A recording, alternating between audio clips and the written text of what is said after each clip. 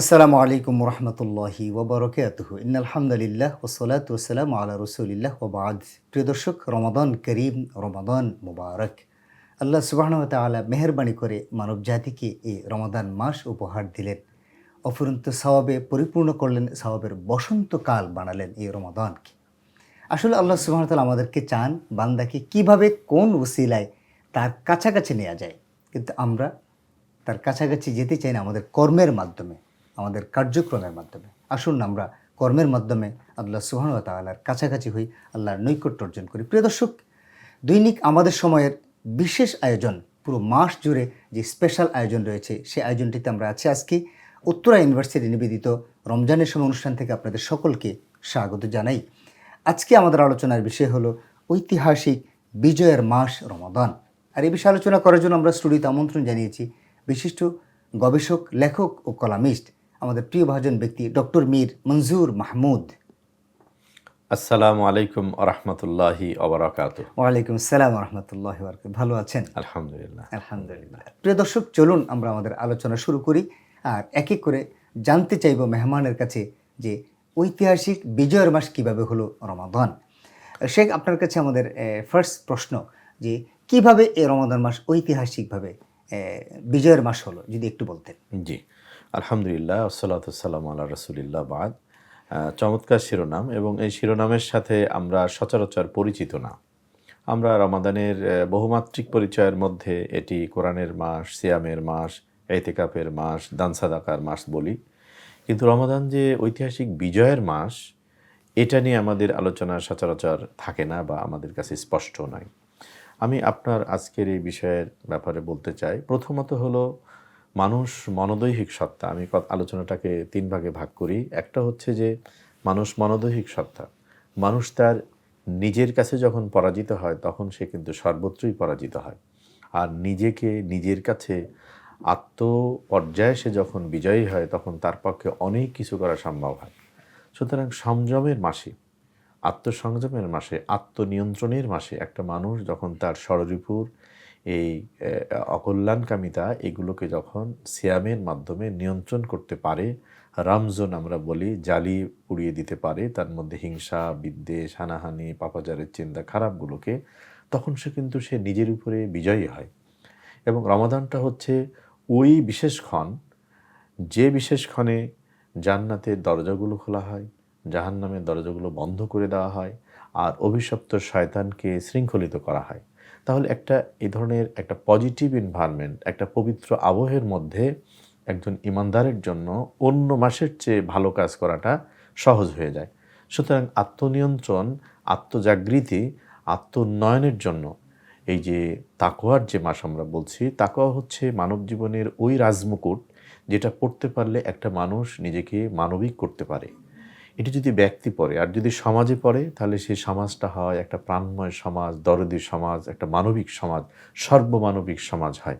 তাহলে এই আত্মসংযমের মাস, তাকওয়া অর্জনের মাসে মানুষ নিজের উপরে বিজয়ী হওয়ার একটা সুবর্ণ সুযোগ লাভ করে থাকে এখানে। এটা আমি আপনার আজকের বিষয়ের একটা দিক বলতে পারি। দ্বিতীয়ত হচ্ছে আমাদের প্রত্যেকের দুটো পৃথিবীর বাসিন্দা কিন্তু আমরা। একটা হলো আমাদের ছোট্ট পৃথিবী, যেখানে আমরা জন্মেছি, যেখানে বেড়ে উঠেছি, যেখানে আমরা আমাদের স্ত্রী, সন্তান, স্বজন নিয়ে বসবাস করি। এই পৃথিবীটার প্রতি বেখেয়াল হয়ে আর কোনো পৃথিবী আমাদের কাছে মানে আনন্দের বা সুখময় হয় না। যার পারিবারিক জীবনে অশান্তি আছে, সে গোটা পৃথিবী সজ্জিত থাকলেও তার কাছে এটা শান্তিময় হয় না। আবার যার পারিবারিক জীবনে শান্তি আছে, পৃথিবীর ঝড়ঝাপটা তাকে খুব বেশি স্পর্শ করে না। তাহলে একটা হলো মানসিকভাবে যখন আপনি প্রশান্ত হলেন, এখন পারিবারিকভাবে এই সিয়াম সাধনার যে আবহ, যে আত্মসংযম, আত্মসাধনা, এই জায়গার যে একটা চর্চা যদি আপনার পরিবারে, আপনার স্ত্রী, আপনার সন্তান, আপনার বাবা মা, পরিবারের সদস্যদের মধ্যে আপনি রমাদান কারিম জুড়ে চালাতে পারেন, তাহলে কিন্তু এই সংযমী হওয়া, আত্মনিয়ন্ত্রণের যে জায়গাটা, আমরা রাগারাগি করি কখন? যখন নিজেকে নিয়ন্ত্রণ করতে হেরে যাই তখন। আমরা গালমন্দ করি কখন? যখন আমরা স্বাভাবিক আচরণকে ভুলে যাই। তো ঠিক পারিবারিক অশান্তির মূল কারণগুলো কিন্তু রমাদানে সব হারাম করা হয়েছে, নিষেধ করা হয়েছে। আপনার সাথে ঝগড়া করতে এলে নবীজি বলছেন, বলে দাও আনা সায়েম, আমি রোজাদার, আমি তোমার সাথে ঝগড়া করতে পারি না। আমরা যারা পারিবারিক জীবনে ঝগড়াঝাটি হয় না এমন তো নাই, কিন্তু আপনাকে আমাকে মনে রাখতে হবে যে সারা বছর যাই করি রোজা রেখে যদি হাজব্যান্ড ওয়াইফ ঝগড়া করি, তাহলে বুঝতে হবে দুজনেরই রোজার অবস্থা কাহিল। তাহলে সেখানে স্ত্রীরও বলা উচিত অথবা স্বামীরও বলা উচিত, আনা সাহেব আমি রোজাদার, তোমার সাথে আমি এখন বিতর্কে ঝগড়ায় লিপ্ত হব না।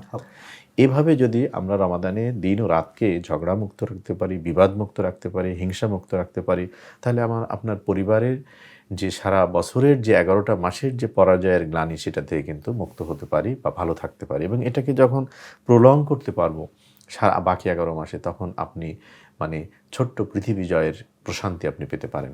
থার্ডলি যেটা আমরা বলবো সেটা হলো, রমাদান এলে আমরা মনে করি যে রমাদানে 17 রমজান 2য় হিজরিতে বদর যুদ্ধ হয়েছিল, ইসলামের প্রথম যুদ্ধ, এই বিজয়টাই মনে হয় বিজয় হয়েছে। না, আপনি আজকে পর্যন্ত এই 1500 বছর ইতিহাসে আল্লাহ তাআলা এই রমাদানে অনেক বিজয় দিয়েছেন। আমি সেগুলোই সুপ্রিয় দর্শক শ্রোতাদের সামনে স্মরণ করাতে যাচ্ছি যে রমাদানের পরতে পরতে পল অনুপলে ক্ষণ অনুক্ষণে শুধু যে রহমত বারাকা আছে তাই নাই, বিজয়ের আনন্দ হাসি এখানে আল্লাহ তাআলা লুকিয়ে রেখেছেন। জাতীয় বিজয়, উম্মার বিজয় হয়েছে। সেটা কিভাবে? প্রথমটা আমরা ধরি, যে যদি ধরি তাহলে 2য় হিজরি রমাদানের 17 রমাদানে আল্লাহ তাআলা বদরের প্রান্তে মুসলিম উম্মার প্রথম বিজয় দিয়ে ইসলামের মানে একটা দিক উন্মোচন করেছেন গোটা দুনিয়ার কাছে। দ্বিতীয় যে বিজয়টা আল্লাহ তাআলা রমাদানে দিয়েছেন সেটা হলো 8ম হিজরিতে 28শে রমাদান মক্কা বিজয়ের মধ্য দিয়ে। মক্কা বিজয়কে বলা হয় যে ইসলামের একটা ফাতহুম মুবিন, চূড়ান্ত বিজয়। ইন্না ফাতাহনা লাকা ফাতহাম মুবিনা, এটা দিয়ে আপনার হুদাইবিয়ার চুক্তির কথা বলা হয়। আর রমজানের এই বিজয়টা মানে 8ম হিজরির মক্কা বিজয়টা, এটা ছিল একটা বড় ধরনের বিজয়, সেটা কিন্তু রমাদান কারিমে ছিল। তারপরে যদি আপনি যান, মানে সালাউদ্দিন আইয়ুবী রাহিমাহুল্লাহ দ্বারা যে মানে জেরুজালেম উদ্ধার হয়েছিল, সেটি কিন্তু রমাদান মাসে ছিল। তারপর তারিক বিন জিয়াদ এর মাধ্যমে যে স্পেন বিজয় হয়েছিল, সেটাও কিন্তু রমাদান মাসে ছিল। হিত্তিনের যুদ্ধে যে বিজয় হয়েছিল, সেটা রমাদান মাসে ছিল। এভাবে ইসলামের ইতিহাসের প্রায় 12টি ঐতিহাসিক যুদ্ধের বিজয় এই রমাদান কারিমে আল্লাহ তাআলা দিয়েছে। তার মানে রমাদান শুধু আমরা সিয়াম পালন করেই ক্ষান্ত হব না, রমাদান আমি এতেকাব করেই ক্ষান্ত হব না, সুযোগ থাকলে আমি ওমরা করেই ক্ষান্ত হব না, বরঞ্চ বিজয় কখন আসে? যখন মানুষ মিথ্যার মুখোমুখি দাঁড়িয়ে যায়, সত্যের প্রতিষ্ঠায় যখন মিথ্যার মুখোমুখি দাঁড়াতে সাহস করে, জীবন দিতে সাহস করে, তখন বিজয় আসে। সুতরাং রমাদান হচ্ছে মিথ্যার বিরুদ্ধে নিরাপদ হওয়ার মাস, রমাদান হচ্ছে সত্য প্রতিষ্ঠায় জীবন বাজি রেখে দাঁড়াবার মাস, রমাদান হচ্ছে নিজে এবং নিজের মানে উম্মার মানবতার মুক্তির জন্য প্রয়োজনে সত্যের প্রতিষ্ঠা এবং ন্যায় অন্যায়ের অপসারণের জন্য সর্বোচ্চ ত্যাগ এবং মানে তিতিক্ষার সাক্ষ্য দেবার একটি মাস। এই জায়গা থেকে আমি বলবো যে এটি আমাদের দর্শক শ্রোতাদের কাছে মনে রাখা দরকার। আমি বিনয়ের সাথে বলছি, আমাকে সহই, যে এটি শুধু ব্যক্তি জীবন বা গুটি কয়েক রিচুয়াল বা আমলের মধ্যে সীমাবদ্ধ নয়, বরঞ্চ আল আমরু বিল মারুফ ওয়ান নাহয়ু আনিল মুনকার, যে সৎ কাজের আদেশ আর অন্যায় কাজ থেকে নিষেধ করা, এই যে বিরাট দায়িত্ব উম্মার ঘাড়ে আছে, ইসলামী রাষ্ট্রপ্রধানের ঘাড়ে আছে, মুসলিমদের কাঁধে আছে, এই দায়িত্ব মুক্তিরও কিন্তু অন্যতম একটি মাস রমাদান। আমি আসলে মন্ত্রমুগ্ধের মতো শুনছিলাম আপনার কথাগুলো, এক এক করে যেভাবে শিকল গেঁথেছেন, আসলে দর্শকরাও মনে হয় এর থেকে অনেক উপকৃত হবে। জাযাকাল্লাহ আপনাকে শেখ, আপনি আজকে আমাদের অনুষ্ঠানে খুব সুন্দর করে আমাদেরকে বললেন। আকরামাকাল্লাহ। প্রিয় দর্শক, বিজয়ের মাস রমাদান। কি বিজয়? ইসলামের প্রায় 12টি যুদ্ধের বিজয়। কি বিজয়? একজন ব্যক্তির তাকওয়াবান হওয়ার বিজয়। কি বিজয়? একটি ফ্যামিলি, কোরআনিক ফ্যামিলি হওয়ার বিজয়, একটি উম্মার বিজয়।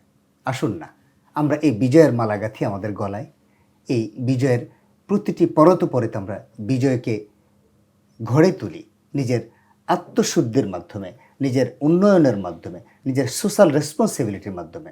আমরা যেন আমাদের নিজেদের বিজয়কে হাত ছানিয়ে দিয়ে ডাকি, এবং আমরা যেন বিজয়কে যেন আমরা কখনো দূরে ঠেলে না দিই। আসুন না আমাদেরকে এই অঙ্গীকার করি আমরা, আল্লাহ যেন আমাদেরকে তৌফিক দান করেন যে পবিত্র মাহে রমাদান হোক আমাদের জন্য বিজয়ের মাস, আমার ব্যক্তির বিজয়, সমাজের বিজয়, রাষ্ট্রের বিজয় এবং উম্মার বিজয়। আল্লাহ আমাদের সকলকে তৌফিক দান করুন। এই প্রত্যাশায় শেষ করছি আমাদের আজকের অনুষ্ঠান। আসসালামু আলাইকুম ওয়া রাহমাতুল্লাহি ওয়া বারাকাতুহু।